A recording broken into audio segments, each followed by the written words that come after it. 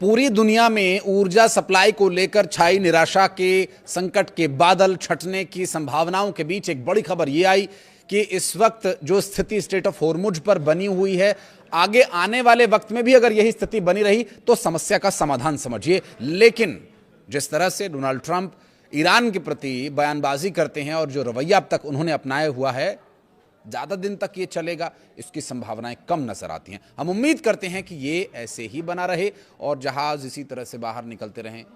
अब तक तो आप समझ ही गए होंगे कि स्ट्रेट ऑफ हॉर्मुज से आवागमन बहाल हो चुका है। नमस्कार, मैं हूं आशीष त्रिपाठी आपके साथ और दुनिया के तेल सप्लाई की नस कहे जाने वाले स्ट्रेट ऑफ हॉर्मुज में बीते 24 घंटों में हलचल बढ़ती दिखाई दी। जहाजों की आवाजाही फिर से तेज हुई और दूसरी तरफ अमेरिका ने बीच समंदर में एक ईरानी झंडे वाले तेल टैंकर को रोककर उसका रास्ता बदलवा दिया।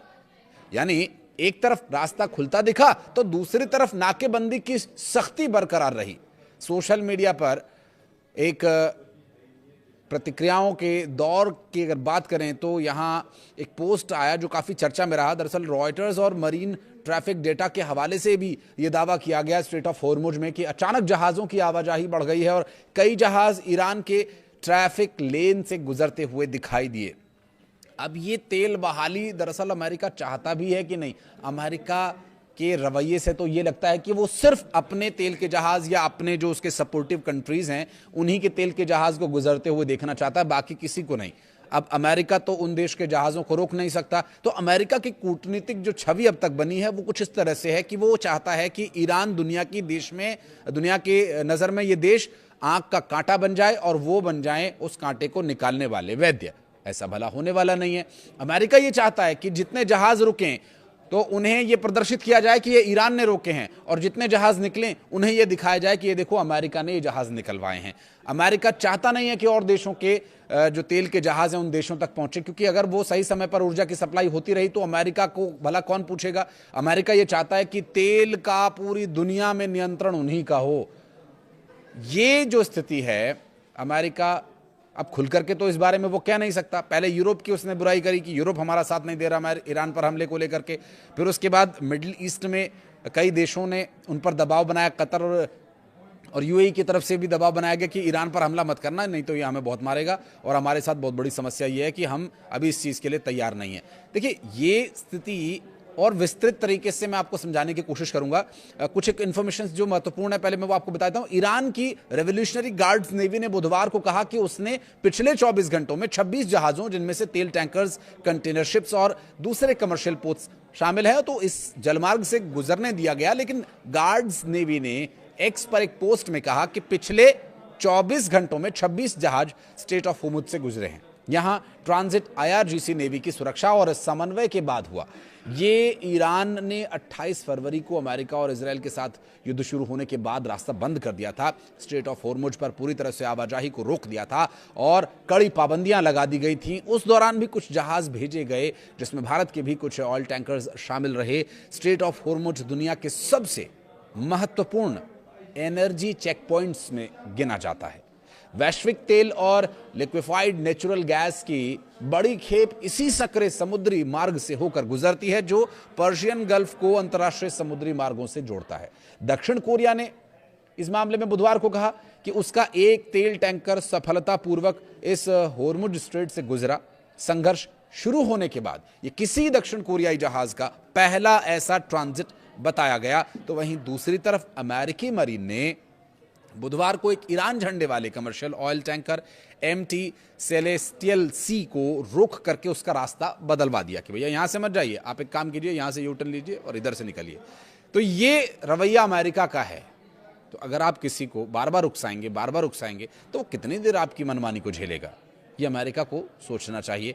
और इसका परिणाम क्या रहा और अमेरिका की इस हरकत को लेकर अमेरिका में क्या बवाल मचा हुआ है, उस पर मैं एक अलग से वीडियो लेकर आऊंगा, उसे भी आप देखिएगा। फिलहाल आपको बता दें कि अमेरिका को यह शक था कि वो ये जहाज अमेरिकी नौसैनिक नाकेबंदी से बचाने की उन्हें कोशिश कर रहा है, क्योंकि 31 मरीन एक्सपीडिशनरी यूनिट्स के मरीन ओमान की खाड़ी में जहाज पर चढ़े, उसकी तलाशी ली, फिर उसे रास्ता बदलने के निर्देश दिए गए या यूं कहें कि मजबूर कर दिया गया।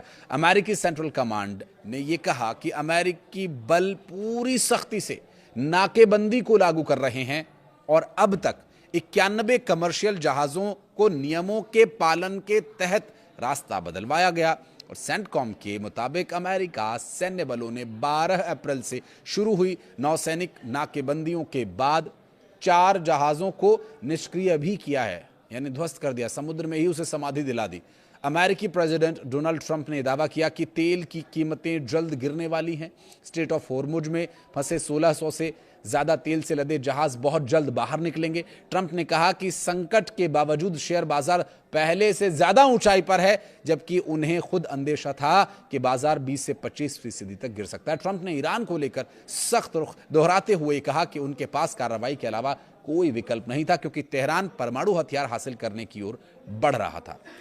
ये एक दूसरा मुद्दा है जिसको लेकर के डोनाल्ड ट्रंप लगातार ईरान को दबाव में लेने की कोशिश कर रहे हैं, लेकिन ईरान वही पुष्पा स्टाइल में झुकेगा नहीं वाला जो उसका एटीट्यूड है, ये दरअसल डोनाल्ड ट्रंप को पसंद नहीं आ रहा है।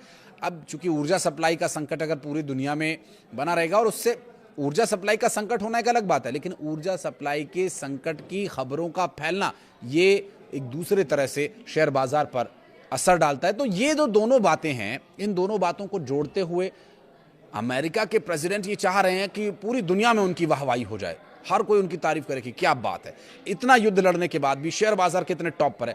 तो शेयर बाजार पर पड़ने वाला असर, दरअसल जो न्यूज़ बाहर आती है उसके हिसाब से शेयर बाजार रिफ्लेक्ट होता है, उस पर उसके फ्लक्चुएशन दिखाई देते हैं। और लोग भी जो इन्वेस्ट करते हैं या इन्वेस्टर्स हैं, वो खुद जाकर को तो देखेंगे नहीं कि स्ट्रेट ऑफ हॉर्मुज में क्या हो रहा है।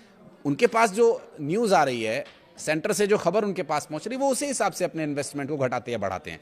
तो ये अमेरिका के प्रेसिडेंट की कूटनीति है।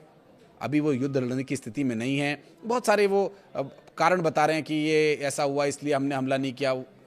एक और वीडियो में लेकर आता हूं उस पर भी, लेकिन फिलहाल जो एक और महत्वपूर्ण इंफॉर्मेशन है वो ये कि ईरान को परमाणु हथियार नहीं बनाने देने की जिद अमेरिका छोड़ नहीं रहा, और जल्द किसी न किसी तरह से ये जिद उसे छोड़नी होगी, अन्यथा युद्ध खत्म होने की परिस्थितियां फिलहाल बनती हुई नजर नहीं आ रही हैं। ईरान अपनी जगह यथावत डटा हुआ है। उसकी वही 5 बातें कि अमेरिका हमारे नुकसान की भरपाई करे, अमेरिका ने जो हम पर हमले किए हैं और जो प्रतिबंध लगाए हुए हैं उन्हें खत्म किया जाए, स्ट्रेट ऑफ हॉर्मुज पर से जो नियंत्रण का दावा किया जा रहा है उसे हटाया जाए, जो ठीकरी पहरा अमेरिका लगाए बैठा है उसको हटाया जाए। तो ये सारी बातें बार बार दोहराई जा रही हैं। वो ब्लूप्रिंट्स, मिसाइलों के, परमाणु हथियारों पर रोक, एनरिच्ड यूरेनियम छीन लेने वाली बात, इन्हीं सब बातों पर ईरान अडिग खड़ा है कि भैया ये हमारी सुरक्षा के 5-6 बिंदु हैं, इससे हम कोई समझौता नहीं करेंगे। ठीक है, लड़ लेंगे युद्ध, इतने दिनों से लड़ रहे हैं, कुछ और दिन सही। बहरहाल इस पूरे विषय को लेकर अगर आप कुछ कहना चाहें तो कमेंट सेक्शन में जरूर बताइएगा। वीडियो को यहां तक देखने के लिए बहुत बहुत धन्यवाद।